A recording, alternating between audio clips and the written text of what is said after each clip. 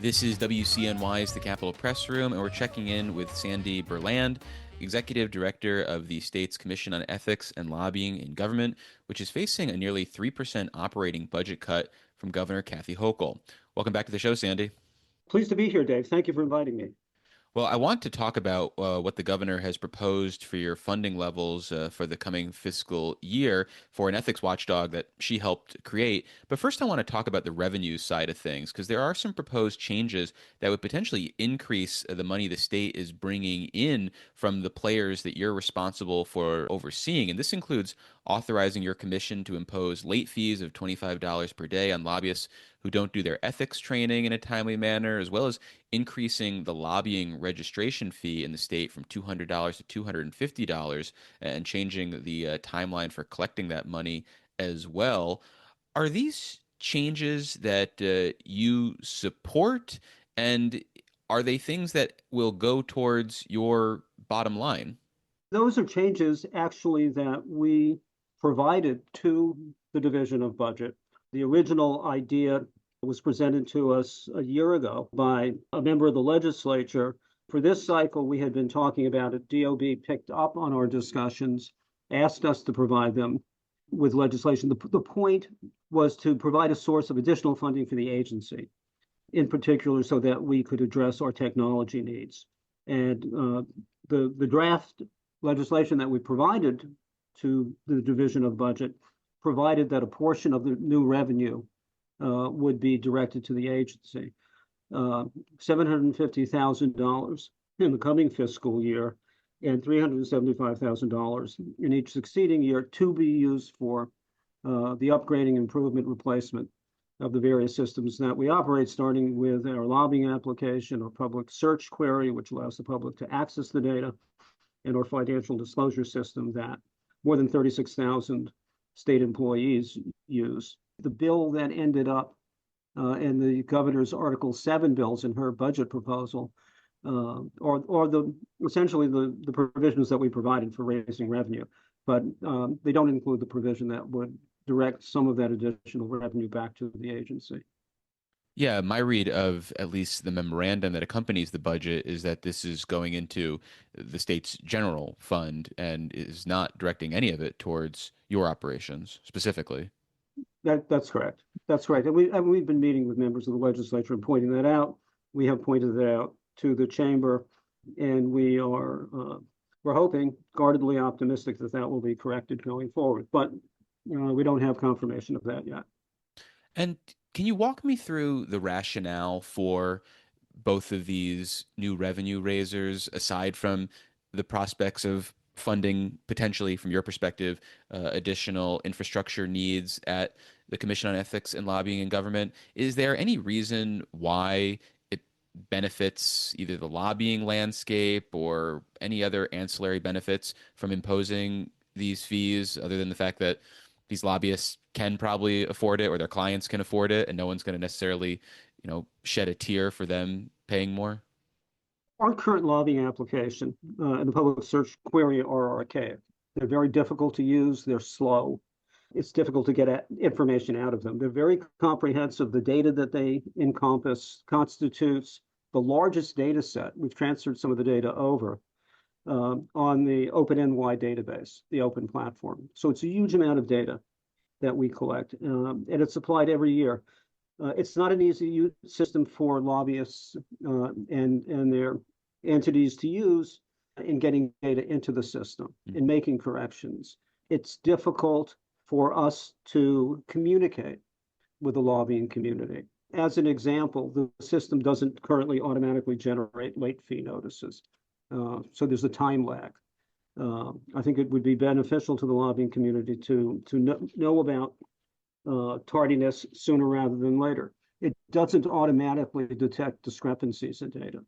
That imposes a burden on us, not only in identifying the disparities and tracking them down, but in communicating with the lobbying community to get these things straightened out. Every discrepancy requires a series of phone calls, emails, and other communications in order to get them resolved.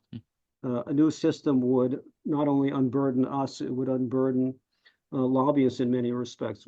Problems would be identified automatically, and the corrections would be handled automatically. So we think in that respect, it's not only beneficial to the public to have accurate data from inception and make corrections as quickly as possible. It's beneficial to the lobbying community to have an up-to-date, more efficient system.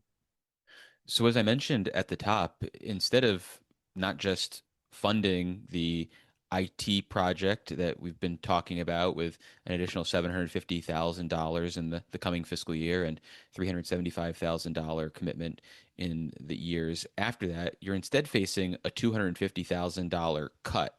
If that survives to the final budget, what does that mean? Does it mean you have to cut staff? Does it mean you can't do certain projects? What is the real world implications of $250,000 to an agency that has a budget around $9 million? It's severe. We're a small agency, and that represents a significant part of our budget. We, going into this budget cycle, submitted what we consider to be a flat budget as requested by the budget director. We're sensitive to the financial situation the state is in. We have stripped out of our so-called non-personnel component of our budget literally any expense that we could defer or avoid. And we put as much resource as possible into the personnel, into our payroll portion of the budget, so that we could get our headcount, our authorized headcount, which has been in every state budget over the past 3 years, up to 68. If we can't get the $250,000 back, we will be short between 4 and 5 positions. That means we will be short a position in our investigation and enforcement unit. We will be short positions in our training unit. We will be short positions in our audit unit, which audits lobbying filings, and we'll be short a position in our financial disclosure unit. So taking that from the top, it will take longer to move enforcement actions through the system because we'll have fewer personnel to process them. It will be difficult to push out the trainings and provide the support that we need to on the ethics side. We're training 330,000 individuals a year with the support of all the agencies in the executive branch. That's a heavy lift.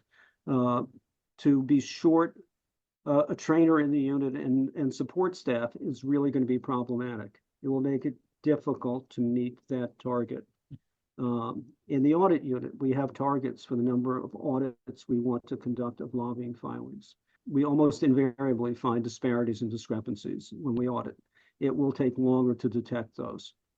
And the same thing is true on the financial disclosure system. So it really will have an impact on the organization. We will continue to do our work. We will do everything we possibly can. It's just going to take longer to do it.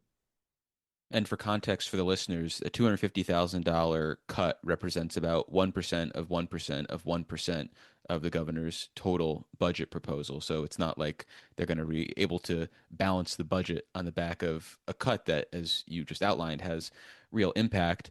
But I want to turn to policy, and I know you came into this year with a wish list for lawmakers. It doesn't seem, other than what we talked about, that a lot of it is in the budget. So what are you hoping to get as standalone legislation? Is there any low-hanging fruit in the ethics space in 2026, perchance? We do think we've been making good progress in advancing the legislative agenda. We had quite a few bills introduced from our legislative agenda in the last cycle. We're getting positive feedback and support in the discussions we've been having currently. We are hoping that several of our proposals will advance. In fact, one of the proposals is actually in the Article 7 bills we were talking about. We do want to change the ethics training for lobbyists and clients to a 2-year cycle to match the biennial lobbying registration cycle. And that's one of the things that would take place. And we would also have non-compliance with ethics training penalties, as you mentioned, at the top of our discussion. So those are being provided in those bills. So in that sense, we have made progress already, assuming those go through. And we believe those will have support.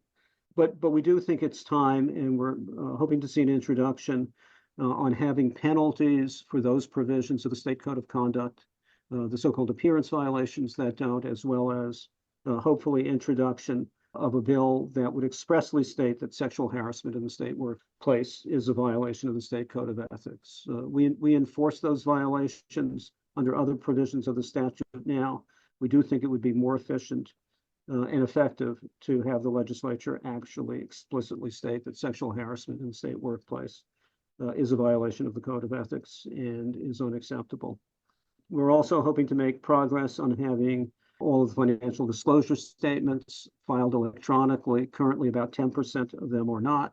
That creates lots of issues in terms of accuracy, timing of getting the data in, and we think it's about time that that be advanced. And we are somewhat optimistic we'll see some progress there, and that's true for lobbying filings as well. Again, about 10% come in on paper.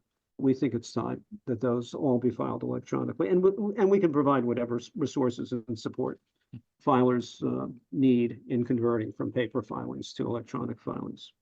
So we're talking in an election year. So do you try to insert this wish list into election politics? Because if you're ever looking to get people on the record or to get commitments for the future, a legal women's voter forum is usually the time for something like that. So do you see any usefulness there, or do you, as a general rule, try to steer clear of politics as a lever to advance your agenda? We are an apolitical organization, and in fact, we are the agency that enforces Section 107 of the Civil Service Law, which governs politics and the absence of politics in the workplace.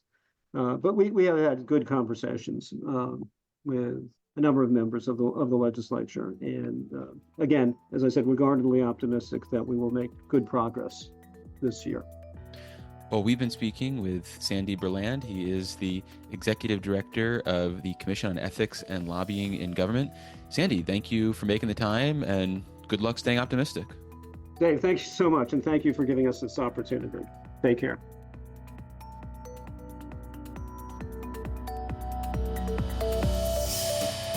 Support for the Capitol Press Room comes from O'Donnell and Associates, a public affairs firm providing strategic guidance to businesses and nonprofits on navigating policy and regulatory issues. More information is available at o'donnellsolutions.com.